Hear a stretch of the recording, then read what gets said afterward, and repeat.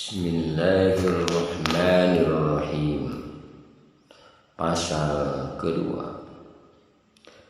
Adapun Mujahid berpendapat bahwa roh mereka tidak berada di surga, akan tetapi mereka dapat memakan buah-buahnya dan mencium keharumannya.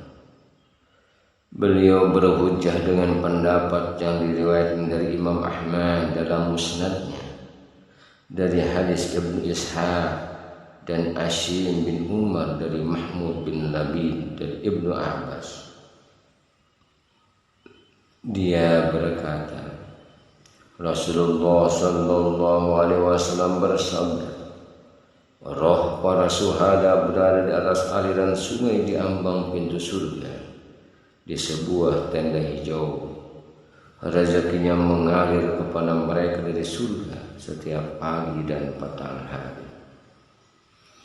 Hal ini tidak menafikan keberadaannya di surga, karena sungai itu berasal dari surga, dan mereka mendapat rezeki dari surga. Mereka berada di surga walaupun mereka tidak menempati tempat duduk yang telah disediakan bagi mereka di surga. Mujahid menafikan secara keseluruhan dari semua sisi. Ungkapan dalam hadis ini membatasi dan membedakan dengan yang ini, sedangkan ungkapan yang paling sempurna yang menunjukkan makna yang sebenarnya adalah ungkapan Rasulullah sallallahu alaihi wasallam, kemudian ungkapan para sahabat, dan tatkala telah turun ayat, maka jika engkau berhenti pada salah satunya, maka kamu akan mendapati petunjuk, penyembuh dan cahaya. Dan jika kalian berhenti di salah satunya lagi, maka kalian akan mendapati kebingungan dan perkataan yang tidak dilandasi dengan ilmu.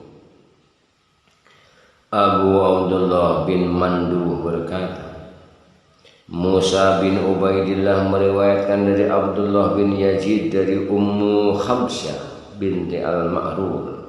Dia berkata, Rasulullah sallallahu alaihi wasallam memasuki tempat kami. Kemudian kami bertanya kepada beliau tentang roh ini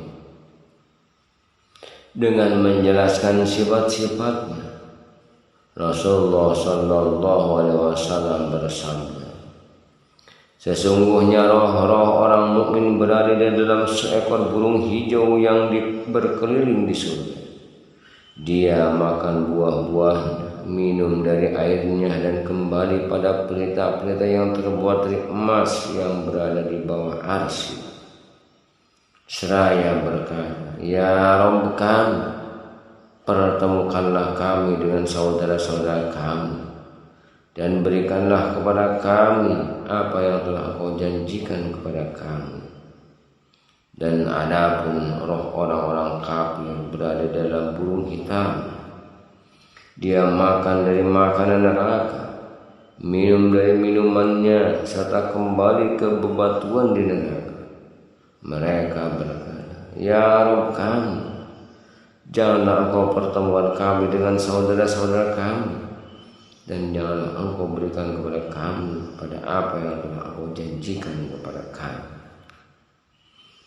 At-Tabrani berkata, telah menceritakan kepada kami Abu Ja'rah Ad-Dimsyaki, telah menceritakan kepada kami Abdullah bin Salih, telah menceritakan kepada kami Muawiyah bin Salih dari Damrah bin Habib. Dia berkata, Nabi sallallahu alaihi wasallam pernah ditanya tentang roh orang-orang mukmin. Maka beliau menjawab, roh-roh mereka berada di dalam burung hijau yang berterbang di surga sesuai kehendak mereka. Mereka berkata, ya Rasulullah, lantas bagaimana dengan roh-roh orang kafir? Nabi menjawab, roh mereka tertahan di Sijil. Diriwayatkan oleh Abu Asyaih dari Hisyam bin Yunus dari Abdullah bin Saleh, dan diriwayatkan pula oleh Abu Al-Mughirah dari Abu Bakar bin Abi Maryam dari Damrah bin Habib. Abu Abdullah bin Mandah menyebutkan dari hadis Ganjar dari As-Sauri, dari Saur bin Yazid, dari Khalid bin Ma'dan, dari Abdullah bin Amr. Dia berkata, Rasulullah sallallahu alaihi wasallam bersabda, roh orang yang mukmin berada dalam seekor burung hijau seperti burung az-zarazil. Dia makan dari buah-buah di surga.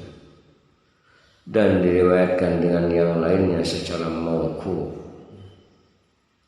Yazid Ar-Rakasi menyebutkan dari Anas dan Abu Abdullah Asy-Syami dari Tamim Ad-Dari dari Nabi sallallahu alaihi wasallam.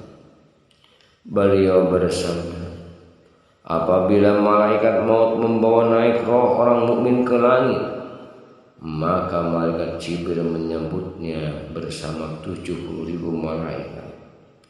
Setiap dari mereka membawakan kabar gembira dari langit yang saling berbeda dengan kabar gembira yang disampaikan temannya.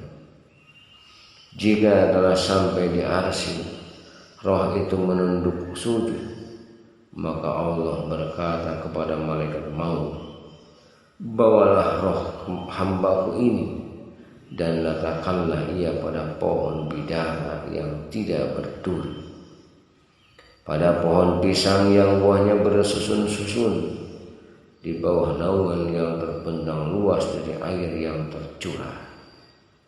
Diriwayatkan oleh Bakar bin Hanis dari Dirar bin Amru dari Yazid dan Abi Abdullah, wallahu a'lam bishawab.